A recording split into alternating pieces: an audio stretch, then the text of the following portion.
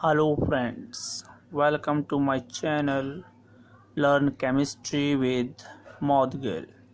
So as we are studying in the series of these videos how to distinguish between function groups which comes of 2 to 3 marks in CBSE final exams of class plus 2.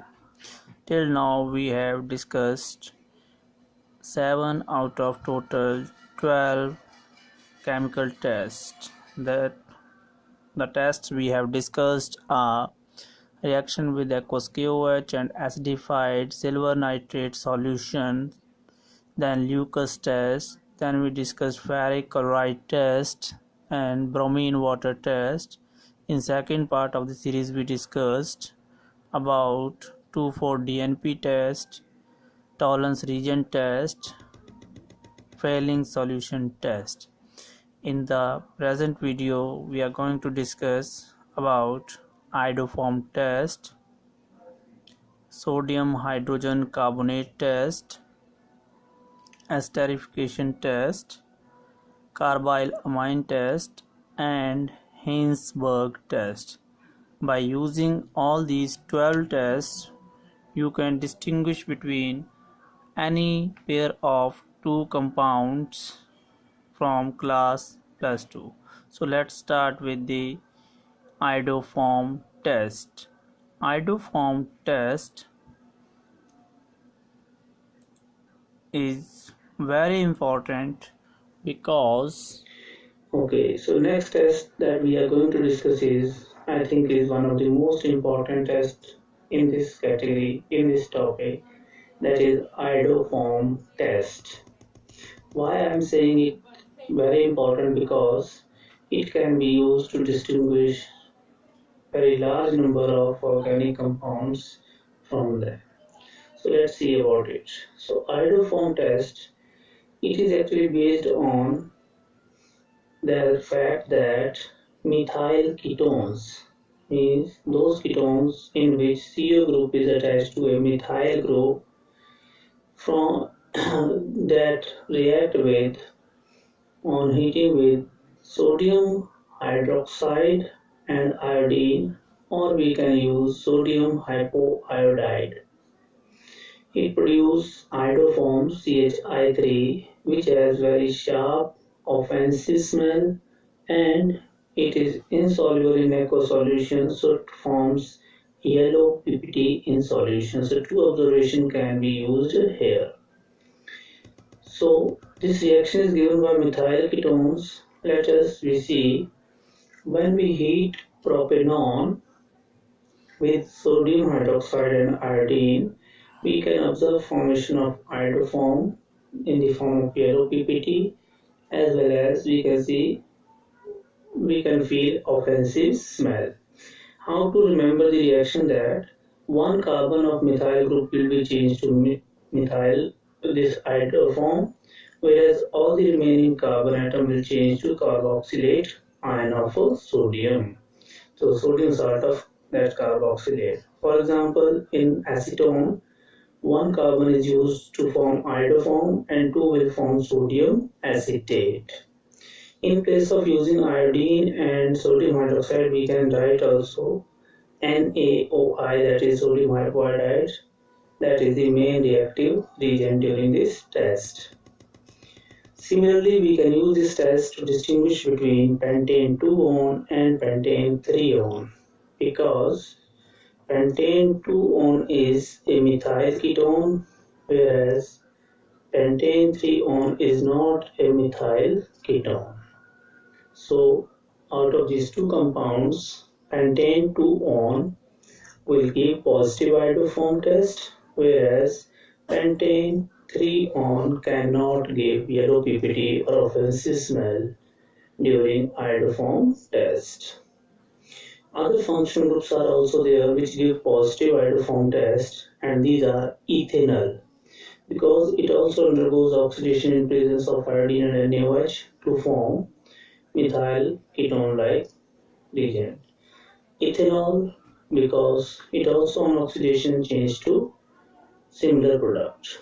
And then we have secondary alcohols which contain CH3CHOH group. In this case also means we can say OH group is present on second position from one end. So in total four categories of compound, that's methyl ketones, ethanol, ethanol, and secondary alcohols containing CH3CHOH group can give positive iodoform test. So that's why I told you you can use to distinguish it methyl ketones, ethanol, ethanol, and secondary alcohols containing CH3CHOH groups. The list of compounds that can be distinguished by using iodoform test is here. So very important to remember when you have to distinguish between ethanol and propanol. This is the only test that is going to help you. Similarly, when you have to distinguish between methanol and ethanol, again the only test that you can apply is iodoform test. So such test you should remember. And the next test that we will discuss is sodium hydrogen carbonate test. This test is based on the fact that sodium hydrogen carbonate or bicarbonate, when reacted with carboxylic acids, it gives brisk effervescence, that is fast bubbling in the mixture due to formation of carbon dioxide gas, just like that we see in case of soft drink bottles. So a reaction can be represented like this, that carboxylic acid react with sodium hydrogen carbonate to form sodium carboxylate aqueous solution H2O and CO2 gas. This CO2 gas gives the brisk effervescence in the reaction mixture during the experiment. So we can use it to distinguish between ethanol and ethanoic acid. As ethanoic acid is carboxylic acid, it will give brisk effervescence with sodium bicarbonate, whereas ethanol will not give. So other chemical compounds that we can distinguish by using this test are as given in the list. Okay, so next test is a esterification test. So very common test. It is given by both alcohols as well as carboxylic acid. So it is based on the reaction of an alcohol with carboxylic acid on heating in presence of H2SO4 as catalyst to form esters that have sweet or fruity smell. The general reaction is represented like this: alcohol, carboxylic acid, heated in presence of sulfuric acid, form ester that gives sweet smell. Then we can use it to distinguish an alcohol from other compound. Then we have to add ethanoic acid, whereas we can also use it to distinguish carboxylic acid from other compounds. Then we have to add ethanol for esterification reaction. So this test can be applied when you have to distinguish an alcohol from other compounds, as well as when you have to distinguish a carboxylic acid from other compounds.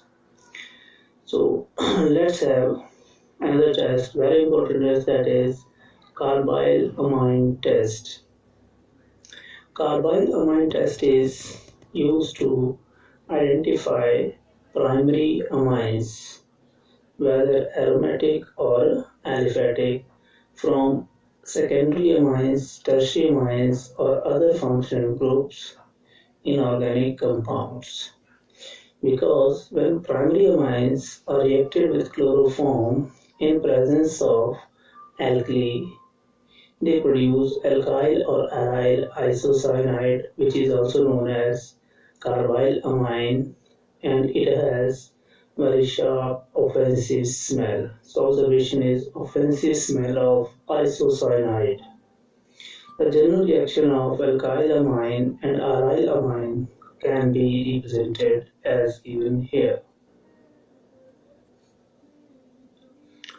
So for example, when you have to distinguish between methane amine and dimethylamine. You can use carbyl amine reaction because methane amine is primary amine, so it will form methyl isocyanide when we heat methane amine in presence of chloroform and alkali KOH.